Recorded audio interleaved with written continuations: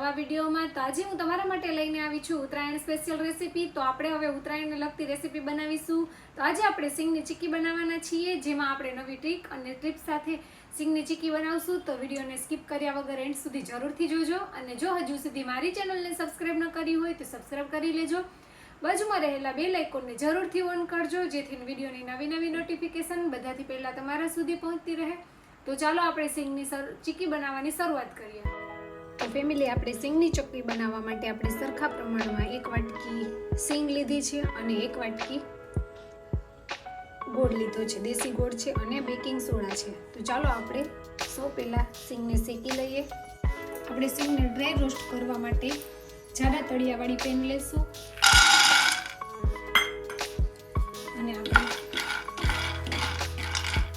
સિંગને dry roast કરવાની છે, જેથી એની ફોતરી સહેલાઈથી ઉખડી જાય। આપણે હલાવતા રહેવાનું છે, જેથી બધી બાજુ સિંગ શેકાઈ જાય। આપણે ઉત્તરાયણ સ્પેશિયલ ચીક્કી બનાવીએ છીએ, તો આપણે બધી ટિપ્સ સાથે બનાવીશું। તો તમે વિડીયોને સ્કીપ કર્યા વગર એન્ડ સુધી જરૂરથી જોજો કે આપણે કઈ ટીપ અને ટ્રીક સાથે ચીક્કી બનાવી છે, તો આપણે દુકાન જેવી જ ચીક્કી ઘરે બની જાય।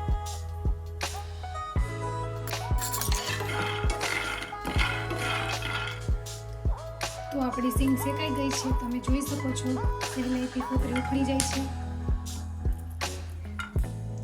તો ચાલો આપણે બધા ફોતરા કાઢી નાખીએ। આપણે આવું જાડું કપડું કે નેપકિન લેવાનું છે, તેની ઉપર સિંગને નાખી અને આવી રીતે મસળી નાખવાનું છે, કારણ કે સિંગ ગરમ હોય, અને બધી ફોતરી આપણે કાઢી નાખીશું। તો આપણે બધી સિંગના ફોતરા કાઢી નાખ્યા છે। હવે આપણે આ રીતે સિંગને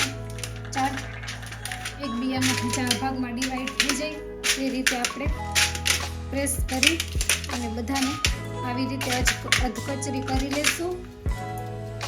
તો તમે જોઈ શકો છો આપણે બધી સિંગને ભાંગી નાખી છે અધકચરી। તો ચાલો આપણે હવે પાયો કરીએ। આપણે 1 વાટકી ગોળ ઉમેરીશું, ત્યારબાદ આપણે 2 ચમચી જેટલું પાણી ઉમેરીશું। ખાલી 2 ચમચી જેટલું જ ઉમેરવાનું છે। આ આપણી ટ્રીક છે।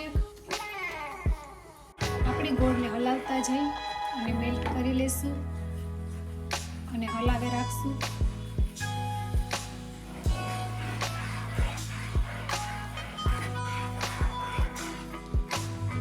આપણે ગેસની ફ્લેમ મીડિયમ ટુ લો રાખવાની છે। આપણે ચાસણીને ચેક કરવા માટે થોડું પાણી લઈશું, તેમાં થોડું મિશ્રણ ઉમેરીશું।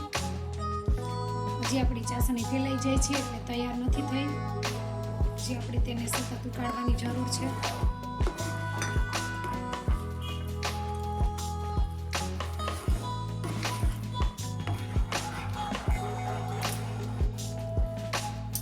તો આપણે ચાસણીને ચેક કરી લઈએ। તમે જોઈ શકો છો ચાસણી ફેલાતી નથી અને ભેગી થઈ જાય છે। આપણે તેને આમ કરીએ તો કડો અવાજ આવે છે। તો આપણી ચાસણી તૈયાર છે। હવે તેમાં બેકિંગ સોડા ઉમેરીશું, 1/2 ચમચી જેટલો।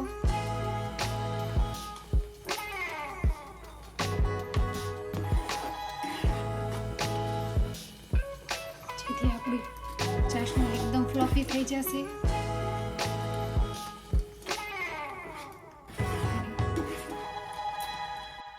આપણે ચીક્કીને શાઇનિંગ આપવા માટે 1 ચમચી ઘી નાખીશું અને તેને બરોબર મિક્સ કરી લઈશું।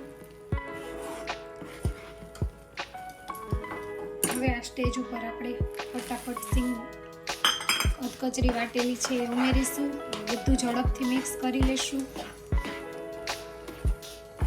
તો આ સ્ટેપ આપણે ખૂબ જ ફટાફટ કરવું પડે છે।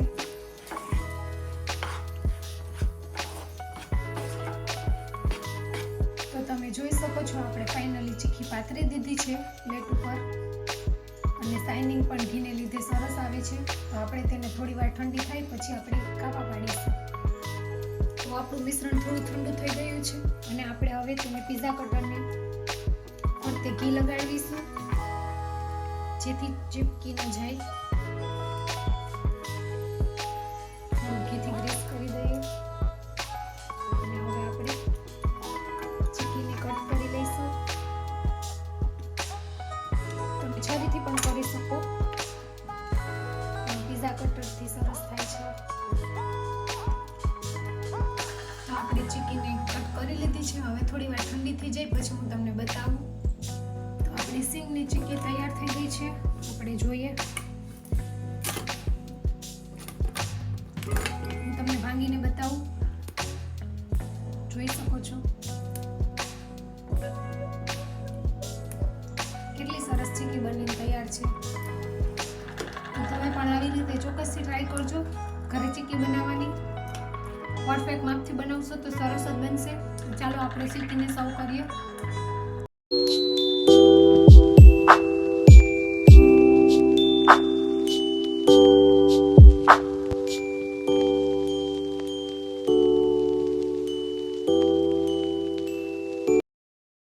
તો ફેમિલી, આજની રેસીપી તમને કેવી લાગી તે કોમેન્ટ કરીને જણાવજો અને જો મારી ચેનલમાં નવા હોય તો ચેનલને લાઈક, શેર અને સબસ્ક્રાઇબ કરજો. મળશું આવી નવી ઉત્તરાયણની રેસીપી સાથે. ત્યાં સુધી આવજો. જય સોમનાથ. Bye bye.